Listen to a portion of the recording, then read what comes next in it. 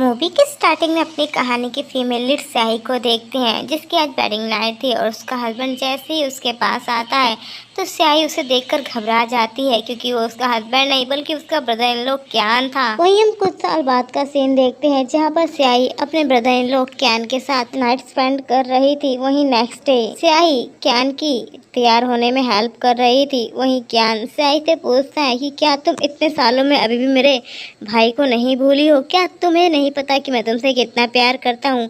आखिर तुम मुझसे प्यार क्यों नहीं कर सकती हो? आखिर अब हमारे 2 बच्चे भी हैं, आखिर मुझे तुम्हारा कब तक इंतजार करना पड़ेगा?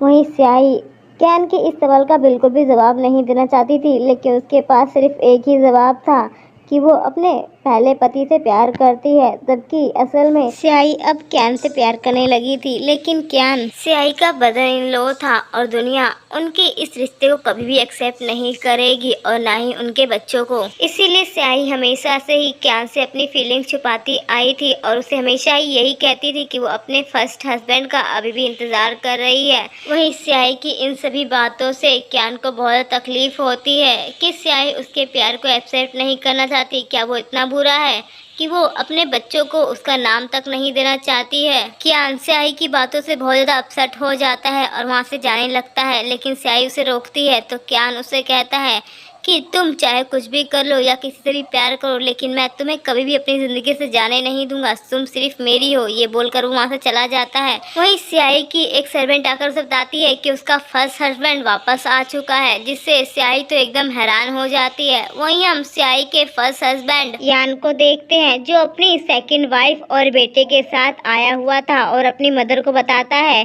कि ये उसका 6 साल का बेटा है और उसने लुआन से शादी कर ली है। वहीं उसकी मदर कहती है कि तुमने आखिरकार ऐसा क्यों किया? तुम्हें तो पता है ना कि स्याही तुम्हारी फर्स्ट वाइफ है, लेकिन तुम तो यहाँ पर दूसरी वाइफ ले आए और ये बच्चा भी। तो यान थोड़ा गुस्से के साथ कहता है कि मुझे वो लड़की बिल्कुल भी पसंद नहीं है और ना ही मैं उससे शादी करना चाहता था। वो तो आपने हमारी जबरदस्ती शादी करवाई थी।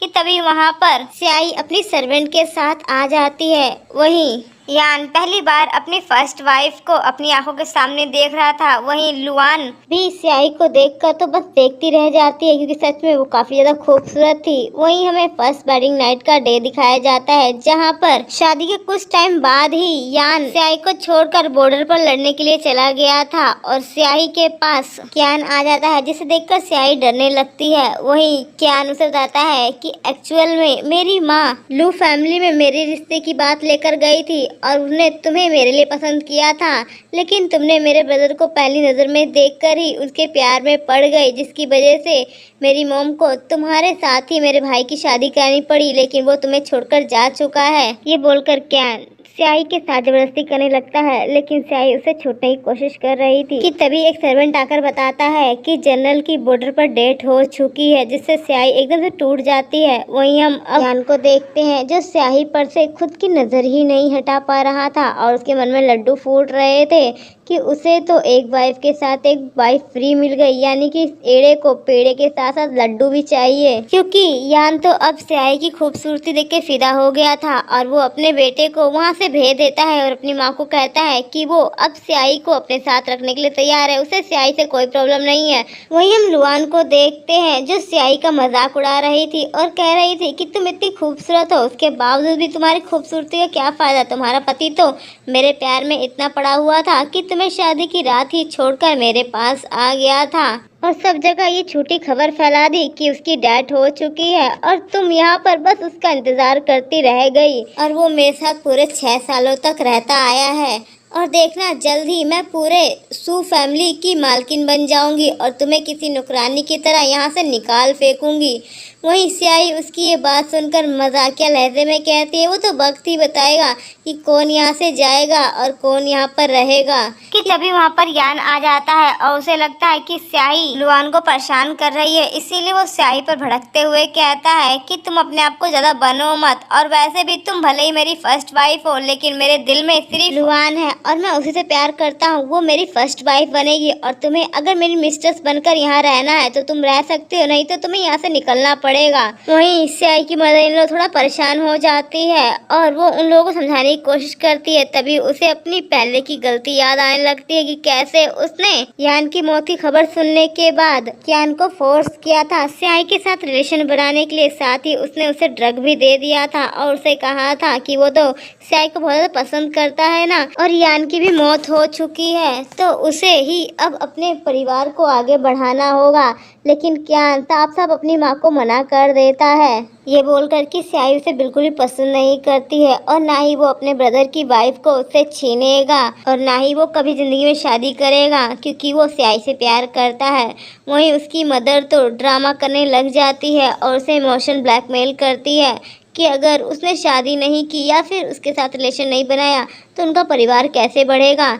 लेकिन कियान अपनी मदर की एक भी बात नहीं सुनता है। लेकिन उसे क्या पता था कि उसकी मदर तो पहले ही अपना सारा खेल खेल चुकी है और कियान की जब हालत खराब होने लगती है तो उसकी मदर उसे स्याही के रूम में लाकर छोड़ देती है। वहीं स्याही को भी उसने ड्रग दे दिया था और कियान को भी उसने हाई डोज का ड्रग दिया था और बस भगवान से बच्चों के लिए प्रार्थना कर रही थी। वहीं अब स्याही की मदर इन लोगों को घबराहट हो रही थी कि सबको सच्चाई पता चलेगी तो उसका क्या होगा और उसके परिवार की तो कितनी ज्यादा बदनामी होगी। वहीं लुआन तो मौके पर चौका मारते हुए अपनी मदर इन लॉ की काफी ज्यादा तारीफ कर रही थी और मीठी मीठी बातें करके उनका दिल जीतना चाहती थी। लेकिन स्याही भी कह देती है कि अपनी सासू माँ से रिश्तेदारी तो बाद में निभाना, पहले मुझसे तो निपट लो, जिससे लुआन का तो मुंह बन जाता है। वहीं स्याही का साफ मतलब था कि उसे जो चीज चाहिए वो तो उसे मिलने वाली है नहीं। वहीं लुआन भी सीधे सीधे घर की चाबियां मांग रही थी अपनी मदर इन लॉ से कि अब वो घर की मालकिन है और उसके बेटे की वाइफ है तो उसे ही ये अधिकार मिलना चाहिए। वहीं मदर इन लॉ तो जानती थी कि वो अभी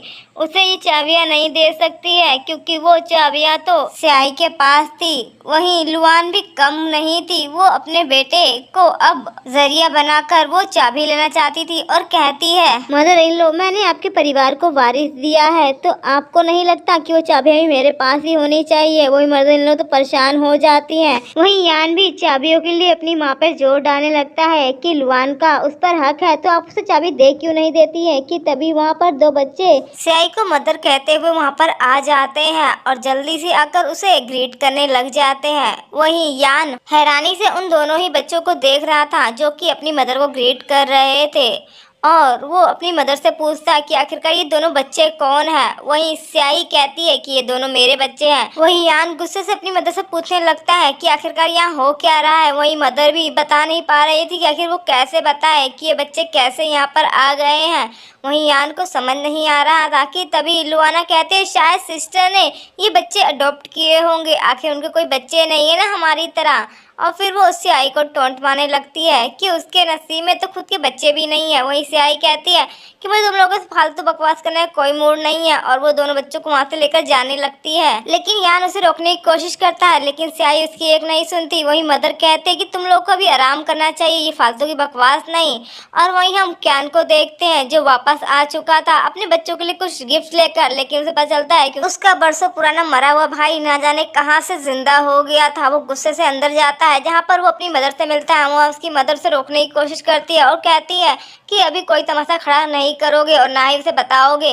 लेकिन कियान उनकी एक नहीं सुनता और गुस्से से कहता है कि सब कुछ आपकी वजह से हुआ था और अब जो भी कुछ होगा उसकी जिम्मेदार आप होंगी। वहीं मदर उसे समझाने की कोशिश करती है कि ऐसा अगर कुछ हुआ तो हमारे परिवार की इज्जत धूल में मिट जाएगी। तो कियान उन्हें पुरानी बातें याद दिलाते हुए कहता है कि मैंने आपको पहले भी मना किया था लेकिन आप नहीं मानी थी और आपने सब कुछ जबरदस्ती करवाया था और आप अब भुगतेंगी कि आपने क्या किया था। वहीं उसकी मदर तो बस परेशान हो जाती है कि अब आखिरकार उनके परिवार की इज्जत तो धूल में मिटने वाली है। कि कियान तो उसकी एक नहीं सुन रहा था, वो परेशान हो गई थी। वहीं हम स्याही को देखते हैं जो एम्ब्रॉयडरी कर रही थी, उसके हाथ में पिन लग जाती है कि तभी कियान वहाँ पर आ जाता है और गुस्से से कहता है तुम तो बहुत ज्यादा खुश हो रही होगी ना तुम्हारा हस्बैंड जो वापस आ गया है, लेकिन मैं तुम्हें इतनी आसानी से उसके पास नहीं जाने दूंगा। तभी वो उसके हाथ को देखता है जिसमें से ब्लड निकल रहा था, वो उसको शक करने लग जाता है। वहीं स्याही उसे कुछ नहीं कहती और वहाँ से जाने लगती है लेकिन कियान उसे रोक लेता है लेकिन वो उसकी नहीं सुनती और जाने लगती है कि तभी कियान एकदम से कमरे का दरवाजा बंद करता है। वहीं हम कियान के भाई को भी देखते हैं जो स्याही से मिलने के लिए आया था और वो गेट बजा रहा था लेकिन कियान तो पहले ही गेट बंद कर चुका था और वो स्याही को कमरे में लाने के बाद से किस करने लग जाता है। वहीं स्याही उसे खुद से दूर ढकेल रही थी और अपने मुंह को बंद करने लगती है। लेकिन क्यान जानबूझकर उसका हाथ हटा देता है ताकि उसके भाई को भी अंदर की आवाज़ सुनाई दे। वहीं क्यान के ब्रदर को जैसे ही अंदर की आवाज़ सुनाई देती है वो गुस्से से पागल हो जाता है और कहता है कि अंदर क्या हो रहा है, क्या तुम किसी और आदमी के साथ हो, मैं तुम्हें छोड़ूंगा नहीं। वो जो चिल्लाने लग जाता है। वहीं कमरे के अंदर क्यान तो स्याही पर अपना पूरा हक जता रहा था और कहता है कि तुम सिर्फ मेरी हो और मैं तुम्हें अपने भाई के पास वापस नहीं जाने दूंगा। ये बोलकर वो उसे बेड पर धक्का देकर वहाँ से चला जाता है।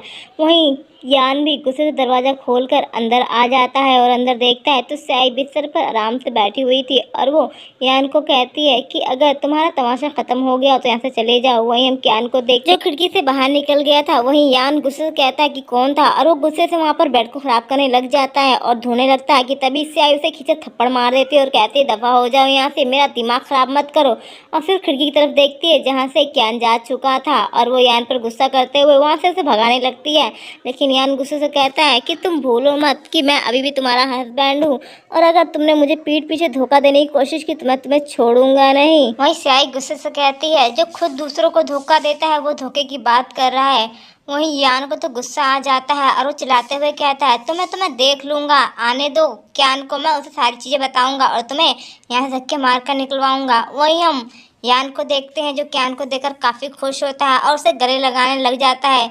वहीं क्यान की नज़र तो बस स्याही पर ही थी क्योंकि वो अपने भाई को देखकर बिल्कुल भी खुश नहीं था। वहीं लुआना तो काफ़ी तो खुश हो रही थी कि अब वो इस घर की मालकिन बन जाएगी, लेकिन बेचारी खुशियाँ ज़्यादा समय तक टिक नहीं पाई क्योंकि क्यान ने उसको पूरी तरह से इग्नोर कर दिया था। वहीं यान उसे बताता है कि ये उसकी वाइफ है और बच्चा वो उससे बहुत प्यार करता है क्योंकि लुआना ने मेरे बुरे वक्त में बहुत ज़्यादा मदद की थी, इसीलिए मैं चाहता हूँ कि तुम लुआना को मेरी वाइफ की पोजीशन दे दो। वहीं लुआना भी क्यान को एक कपड़ा गिफ्ट करती है और कहती है कि बहुत ही अच्छा और रेशम का कपड़ा है, लेकिन क्यान तो उस कपड़े की पूरी तरह से बेइज्जती करता है और सर्वेंट को कहता है कि इसे पोछा लगाने के लिए दे दो, जिससे लुआना की तो पूरी तरह से फुल बेइज्जती हो जाती है। वहीं क्यान एक रुमाल से अपने फेस को साफ करने लग जाता है क्योंकि ये रुमाल किसी और ने नहीं बल्कि स्याही ने ही दिया था। वहीं स्याही उस रुमाल को देखकर याद करने लग जाती है। वहीं लुआना तो अपनी इतनी बेइज्जती होने के बावजूद भी क्यान को इम्प्रेस करने की कोशिश कर रही थी ताकि वो इस घर की मालकिन बन सके, लेकिन क्यान गुस्से से कहता है कि क्यान तुमने जो ये शादी की है वो बिल्कुल तरह से इनलीगल है और साथ ही तुम्हें मजिस्ट्री को भी जवाब देना पड़ेगा क्योंकि तुमने बिना किसी की परमिशन की दूसरी शादी की है और साथ ही एक बच्चा भी लेकर आ गए हो। ऊपर से तुम 6 सालों से मिसिंग थे, जानते भी हो तुम्हारी इस गलती की मजिस्ट्री क्या सजा दे सकते हैं। वही लुआना थोड़ा घबरा जाती है कि उसकी मालकिन बनने का सपना तो टूटने जा रहा है। वही यान कहता है कि मैं मजिस्ट्री से बात कर लूंगा और उनसे परमिशन भी ले लूंगा, प्लीज तुम मेरी मदद कर दो। वही मदर इन लॉ भी क्यान को की मदद करने के लिए कहती है क्योंकि लुआना कहती है कि हमारा एक बच्चा भी है, अगर मिनिस्ट्री से इजाजत नहीं दी तो इस घर का वारिस रोड पर पलेगा, क्या ये अच्छा होगा, जिससे ग्रैंड मदर भी चिल्लाने लग जाती है। वहीं लुआना का बेटा तो बाहर जाकर क्यान के दोनों बच्चों के खिलौनों को छीनकर चिल्लाने लग जाता है। वहीं लुआना भी आकर उन दोनों बच्चों को धक्का देती है और उनका खिलौना छीनकर अपने बेटे को दे देती है और कहती है कि ये असली मालिक है इस घर का, तो सब चीज़ों पर पहला उसका अधिकार है और तुम लोग सिर्फ अडोप्टेड चाइल्ड हो तो तुम नहीं ले सकते हो इन सभी चीज़ों को, तो अपना मुंह बंद करके रहो। लेकिन दोनों ही बच्चे रोने लग जाते हैं और कहते हैं कि ये खिलौना हमारा है और हम अडोप्टेड चाइल्ड नहीं है, हम भी इस घर के बच्चे हैं। लेकिन लुआना उनकी एक नहीं सुनती और उन्हें मारने लग जाते हैं कि तभी सब लोग बाहर आ जाते हैं बच्चों की आवाज़ सुनकर। वहीं क्यान उन दोनों बच्चों को संभालने लगता है और पूछता है कि आखिरकार वो रो क्यों रहे हैं, तो बच्चे बताते हैं कि लुआना ने उनको मारा और साथ ही उनका खिलौना छीनकर अपने बच्चों को भी दे दिया। ये सुनकर तो क्यान गुस्से से भड़क जाता है कि उसके घर में ही उसके बच्चों को मारा जा रहा है और उनका खिलौना छीना जा रहा है। वहीं लुआना तो अपनी गलती मानने की जगह खुश होकर कहती है कि ये मेरे बच्चे का अधिकार सबसे पहले है इस घर पर, तो सारी चीजों का अधिकार भी तो पहले मेरे बच्चों का ही होगा ना कि अडॉप्टेड चाइल्ड का। ये सुनकर तो क्यान गुस्से से भड़क उठता है और वो दो सर्वेंट को कहता है कि आखिरकार तुमने इन दो बच्चों का ख्याल क्यों नहीं रखा। तो वो सर्वेंट माफी मांगते हुए कहते हैं कि बच्चे यहाँ खेल रहे थे, हम तो उनके लिए कुछ खाने को लेने गए थे, तभी यहाँ पर ये हो गया। तो क्यान गुस्से से कहता है कि बच्चों को लेकर यहाँ जाओ। वहीं यान कहता है कि आखिर छोटी बात और क्या बतंगड़वाना, वैसे भी वो दो बच्चे तो अडॉप्टेड चाइल्ड ही है ना, और वैसे भी मेरा बेटा इस घर का बायोलॉजिकल बेटा। वहीं क्यान बोलना चाहता था कि ये दोनों बच्चे भी उसी के हैं और इस घर के बायोलॉजिकल बच्चे, लेकिन लुआना उसे रोक देती है। वहीं मदर इन लॉ भी बात को आगे ना बढ़ाने के लिए कहती है, लेकिन क्यान गुस्से से कहता है कि बात आगे बढ़ चुकी है और अब यान तुम्हारे बच्चे को भी डिसिप्लिन सीखना होगा, क्योंकि वो घर के बाहर था ना, तो यहाँ पर उसे डिसिप्लिन तो सीख कर ही रहना पड़ेगा। और फिर वो यान के बेटे को मंदिर में घुटनों के बल बैठने के लिए कहता है और साथ में लुआना को भी, जिससे यान को तो काफी गुस्सा आ रहा था, लेकिन वो क्यान के खिलाफ नहीं जा सकता था। वहीं लुआना तो यान के कान भरने लग जाती है स्याही के खिलाफ कि उसी की वजह से सब कुछ हुआ है, उसी के अडॉप्टेड चाइल्ड की वजह से। वही हम स्याही के कमरे में देखते हैं जहाँ पर क्यान जबरदस्ती घुस आता है और वो उस पर गुस्सा करते हुए कहता है कि आखिरकार तुमने मुझे सच्चाई बताने क्यों नहीं दी, क्यों नहीं बताने दिया कि वो दोनों बच्चे हमारे हैं। और वो उसके चेहरे को जबरदस्ती पकड़ते हुए कहता है कहीं तुम यान के पास दोबारा जाने की तो नहीं सोच रही हो, ऐसा मैं कभी नहीं होने दूंगा, तुम सिर्फ मेरी हो और मैं तुम्हें कभी भी यान के पास नहीं जाने। क्यान से इस बारे में बिल्कुल भी बहस नहीं करना चाहती थी, इसीलिए वो कुछ नहीं बोलती, लेकिन उसकी चुप्पी क्यान को गुस्सा दिला देती है और वो उसे जबरदस्ती किस करने लग जाता है, जिससे स्याही उसे खुद से दूर कर देती है। लेकिन क्यान स्याही को फोर्सफुली किस करने लग जाता है और उसे गले लगा लेता है कि तुम मुझे छोड़कर कभी मत जाना, मैं तुमसे बहुत प्यार करता हूँ। वहीं हम यान और लुआना को देखते हैं जो अपने बेटे को पढ़ने के लिए स्कूल भेज रहे थे और सर्वेंट को कहते हैं कि हमारे बेटे का अच्छे से ख्याल रखना और वो जो चाहे उसे करने देना। वहीं हम क्यान और स्याही को देखते हैं, क्यान स्याही की पीठ पर एक फ्लावर बना रहा था और उसे किस कर लेता है और फिर वो दोनों किस करने ही वाले थे कि तभी उन्हें बाहर से कोई आवाज आती है जो कि कोई और नहीं बल्कि यान और लुआना की थी, जिससे वो दोनों ही अलग हो जाते हैं और स्याही नीचे बेंच के छुप जाती है। तभी वहाँ पर यान और लुआना आ जाते हैं। वहीं यान क्यान से कुछ जरूरी बात करने के लिए आया था ताकि वो लुआना को घर की मालकी बना सके और उससे शादी कर सके। वहीं क्यान उससे कहता है अगर तुम लुआना से शादी करना चाहते हो और उसे अपना नाम देना चाहते हो तो तुम्हें पहले अपनी फर्स्ट वाइफ यानी कि स्याही को डिवोर्स देना पड़ेगा। और साथ ही वो स्याही के फेस को टच भी कर रहा था। वहीं यान कहता है कि ठीक है, मैं लुआना के लिए स्याही को डिवोर्स दे दूंगा और फिर यान उसे जाने के लिए कहता है, लेकिन उन दोनों को लग रहा था कि यहाँ पर जरूर कोई लड़की है जिसके साथ क्यान का चक्कर चल रहा है, इसीलिए वो उस लड़की को देखना चाहते थे। लेकिन क्यान उन दोनों को ही जाने के लिए कहता है ताकि वो यहाँ से दफा हो जाए और स्याही बाहर आ सके। लेकिन उन लोगों के दिमाग में तो और ही खिचड़ी बन रही थी और लुआना तो जानना चाहती थी कि आखिर वो लड़की कौन है, क्या वो कोई नौकरानी है जिसने पैसों के लिए क्यान को फंसा लिया है। लेकिन अफसोस की बात, क्यान उन दोनों को यहाँ से भगा रहा था ताकि वो स्याही को ना देख सके। वहीं स्याही भी काफी ज्यादा घबरा रही थी कि कहीं वो पकड़ी ना जाए और क्यान उन दोनों को ही वहाँ से भगा देता है गुस्से से, जिससे वो लोग डर के वहाँ से भाग जाते हैं। लेकिन लुआना तो काफी ज्यादा खुश हो रही थी और वो यान को कहती है कि क्यों ना हम उस लड़की को अपनी तरफ कर ले, तब तो क्यान जरूर उस स्याही को इस घर से निकाल देगा और मैं भी इस घर की मालकिन बन जाऊंगी, देखना ऐसा जरूर होगा। वहीं यान कहता है मुझे भी यही लग रहा है, लेकिन मेरा भाई तो हमेशा ही लड़कियों से दूर भागता था, तो भला अब उसे किसी में इंटरेस्ट कैसे आने लगा और वो भी एक नौकरानी में, ये बहुत अजीब नहीं है। कि तभी लुआना की नजर स्याही पर पड़ती है, उसके गले पर वो लव बाइट देखती है, जिससे वो कहती कि देखो तुम्हारी फर्स्ट वाइफ के गले पर लव बाइट है, कहीं तुम्हारी वाइफ का अफेयर तो नहीं चल रहा है। वहीं ज्ञान को भी याद आता है कि उसे भी उसके कमरे से अजीब सी आवाज आती हुई सुनाई दी थी और वो गुस्से से कहता है ये कमीनी औरत मेरे पीठ पीछे किसी और के साथ अफेयर चला रही है, मैं इसे छोड़ूंगा नहीं और जल्द ही इसके आशिक के साथ पकड़कर इसे अच्छे सबक सिखाऊंगा। वहीं दूसरी तरफ लुआना का बेटा तो क्यान की दोनों बच्चों को परेशान कर रहा था और उनसे उनको खिलौना छीनने के बाद कहता है कि खिलौना मेरा है और इस घर की सारी चीजों पर अधिकार मेरा है, तुम दोनों की दोनों गोद लिए हुए बच्चे हो। लेकिन वो दोनों बच्चे भी कहते हैं कि नहीं, खिलौना हमारा है, हम अडॉप्टेड नहीं है, हमारी मदर स्याही है, हमारा खिलौना हमें वापस करो। वहीं लुआना और यान भी आ जाते हैं, वो दोनों बच्चों की बात सुन लेते हैं। वहीं लुआना तो मौके पे चौका मारते हुए यान को स्याही के खिलाफ भड़काने लगती है कि देखो ये कितनी कमीनी औरत है, 2 बच्चे पैदा करके यहाँ पर इन बच्चों को रख रखा है अपने साथ, कितनी धोखेबाज चालाक औरत है।